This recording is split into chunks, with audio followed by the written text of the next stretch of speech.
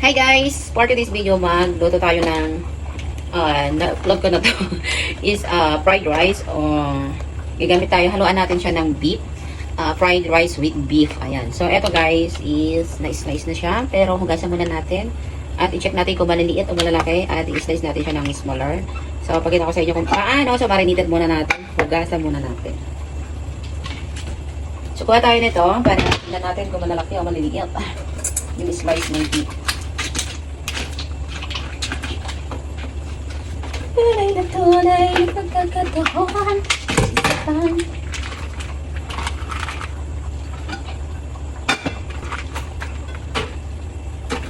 So, ayan guys, mahaba siya. So, kinakailangan, hatiin natin siya ng dalawa. So, gasa muna natin.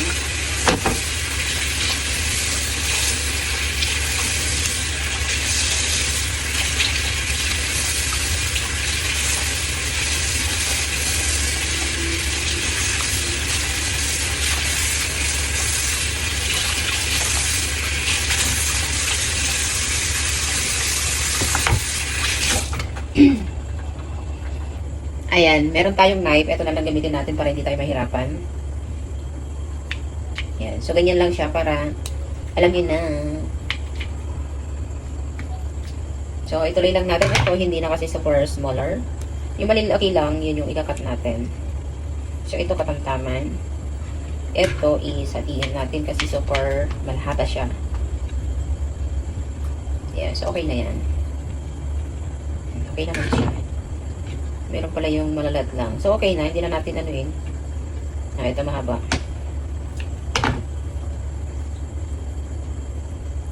Ito is mahaba siya. Hatiin. Para naman di ba mahaba kainin. So, guys, mahirap din ang ginagawa ko dito. Pero, laging sinasabi, very easy ang trabaho ko. Hindi wow. Sa totoo lang din nila alam, mahihirapan din ako, no?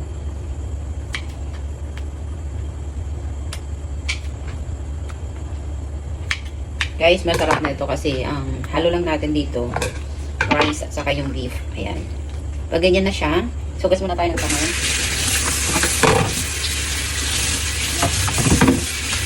Para meron kayong idea sa fried rice with beef. Ayan. So, ang kagandahan kasi ng beef, yung na-slice siya ng super thin siya.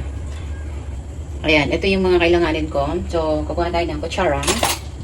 Ayan, so gagamit din ako ng sesame oil. So maglagay lang ako ng 1 tablespoon.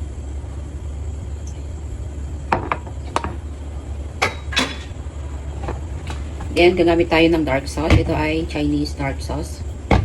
Ayan. Gamit lang tayo ng kalahating tablespoon. Then meron din tayong light sauce. Parehas din, meron yung dark tsaka yung light. Ito ay light lang siya. So kalahati lang din. Para hindi siya makalat. Then, maglagay tayo ng 1 tablespoon ng oyster sauce para may lasa. Yan. Then, maglagay tayo ng black pepper. Hindi pala black, white pa ng pangalan. White pepper. So, gas tayo ng kamay. So, inano ko na siya ng ganito para alam nyo na, para mabilis nyo lang matutunan. So, gagamit tayo ng kamay ha, huwag tayo mag-inartihan.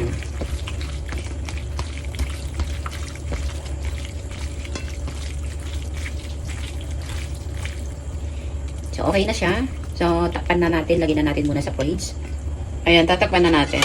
At lagyan na natin muna sa fridge. So, update ko kayo mamaya pagluto. Magluto na tayo ng fried rice. Ayan, lutuin natin. Magluto tayo ng oil. Then, magluto tayo ng 2 itlog. Scramble muna natin. Ayan, halo-haloin natin hanggang maluto. Ayan, kukontinue lang natin. Haloin natin.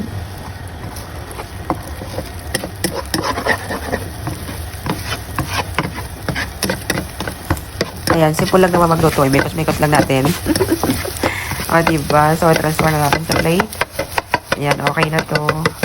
So, hati-hatiin ko lang. Lagyan na natin sa plate. Ayan, maglagay tayo ng garlic. Pero, ano lang natin to. It's crispy lang natin, pero tagkalin natin yung garlic. Ayan, salutuin na natin yung hindi pala minced beef. Yung beef. Ayan. So, ano lang, saglit lang natin lutuin. Para malambot. Ayan. So, napansin nyo kanina yung garlic. Tinanggal ko din kasi ayaw ng mga bata ng garlic magkita. So, kinakailangan siya niparit ko na. Ayan. So, malapit-lapit na maluto.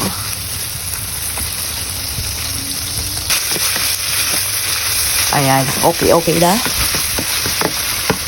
Ayun, transfer na natin sa plate ulit. And then, ito yung rice na niluto ko. And then, lagyan na natin. Ayan, halo-haloin natin. Ayan, mahirap mag-take ng video kasi isa lang yung kamay ko. Nakahawak yung isa ng phone. Ayan, okay na siya. Mainit na yung kanin. Haluin pa natin. Ayan. So, maglagay na tayo ng tawag pa dito. Yung seasoning niya para nagbubukang fried rice na. So, maglagay tayo ng isa't kalahating tablespoon na dark sauce. Then, konting all-in-one seasoning. And then, 1 tablespoon ng light sauce. Ayan lang ang halo natin. Haluin natin muna para siyang adobo.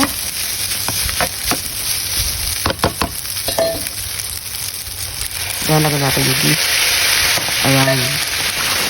Masarap na siya. Haluin lang natin hanggang mainit na sobra na. Super hot. Tawag ko na. So, ganyan lang magluto ng fried rice. Ayan, haluin natin mabuti kasi yung rice. Meron pa siyang puti-puti. Ayan, titikman na natin kung tama yung lasa. Hindi na ako naglaki ng salt kasi may mga toyo na siya eh. Lapit-lapit ng katotohan. Lagyan na natin yung itlog para sabay na maluto. Ayan. Nahati-hati ko yung itlog para magkaya siya. May halo mabuti. Ayan. Naglagay pa sana ako ng vegetable pero ayaw ng mga bata. Yan naman sa kusok na. Talagang luto na.